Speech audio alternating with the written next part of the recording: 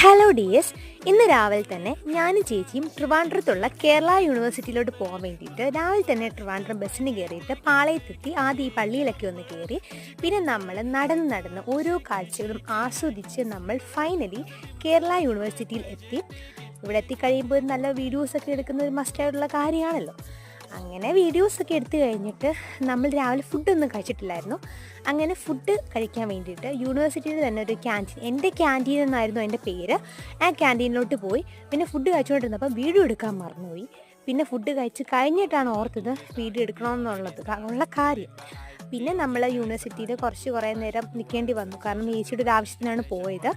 അത് കഴിഞ്ഞിട്ട് നമ്മൾ നേരെ യൂണിവേഴ്സിറ്റിയിൽ നിന്നൊക്കെ ഒന്ന് ഇറങ്ങിയിട്ട് ഒരു ലെമൺ ജ്യൂസ് കുടിക്കാൻ വേണ്ടിയിട്ട് അതിൻ്റെ തൊട്ടടുത്തുള്ള ഒരു കടയിൽ കയറി.